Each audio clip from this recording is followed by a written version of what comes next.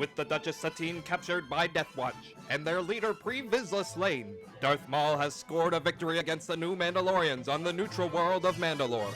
Deciding to intervene by any means necessary, Obi-Wan Kenobi makes a daring attempt at freeing the Duchess from her prison. Hey everyone, if you haven't seen the first video about Pre-Vizsla's Deathwatch and up to basically the point where Maul kills him and is now taken over Deathwatch, go watch that video because it leads directly into this one. After receiving the distress signal from Satine Kryze, Yoda relayed the message to Obi-Wan and they discussed whether or not to interfere.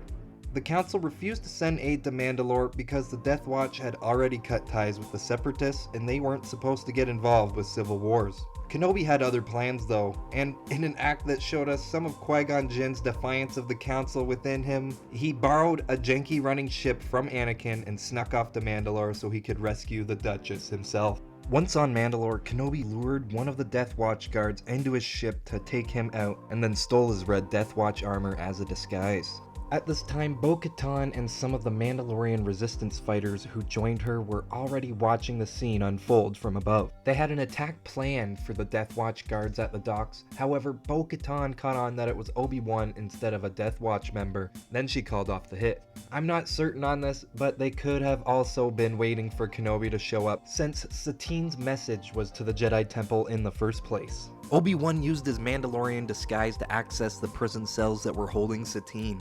He managed to get her out of prison. Unfortunately, the escape was messy, and they had to fight their way out to the shipping docks. With a stolen speeder bike, Kenobi tried to escape the Deathwatch troopers with Satine on the back. Somehow, they made it to the cockpit of the ship and made an attempt to take off from the planet. Maul's Mandalorians shot down the ship and it crashed onto the loading platforms below. The pair barely escaped on time, being flung out the aft doors of the ship and then onto the ground below. While this took place, the Night Brothers Savage Opress and Darth Maul approached the scene.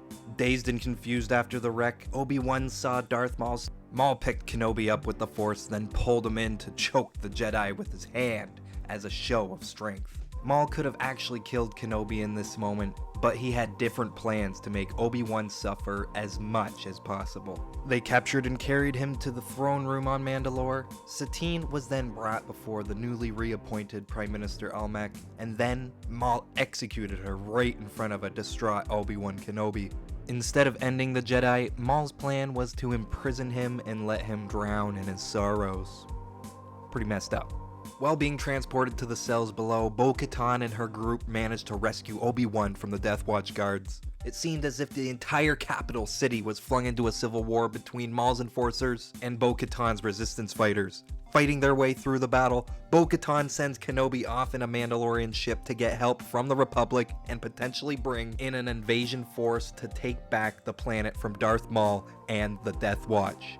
It was also in this moment that Obi-Wan realized Bo-Katan was the sister Satine had told him about. He apologized to her before he left for Coruscant. So what the heck were Maul and Savage doing during the rescue? Well, for all of his ambitions to go unnoticed was a foolish assumption made by Darth Maul. It was during Kenobi's escape that Darth Sidious took the situation with Maul and Savage into his own hands. He flew to Mandalore and absolutely destroyed the Night Brothers in a lightsaber duel. The two brothers managed to put up a decent amount of time against the Sith Lord, but Palpatine might have been in his prime here. His flawless fighting style was insane while he used both of his lightsabers to kill Savage Opress. Then he used the Force to throw Maul all around the room until he begged for his life. Sidious told Maul that he wasn't going to kill him because he had other plans for the Night Brother. Ironic.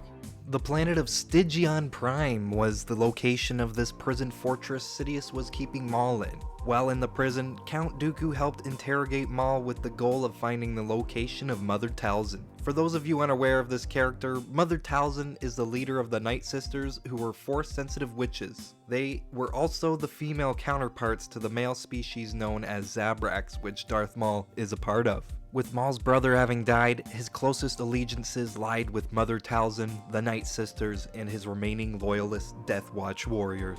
Speaking of the Deathwatch warriors, enter Gar Saxon and Rook Cast, who trace Palpatine's ship back to Stygian Prime, and the hidden fortress among the frozen mountains.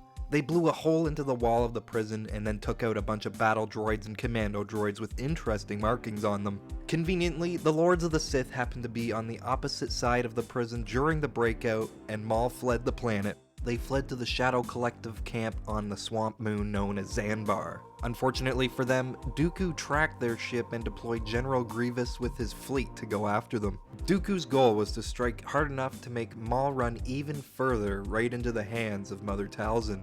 Back at camp, Gar Saxon returned the Darksaber to Maul, and they prepared for war.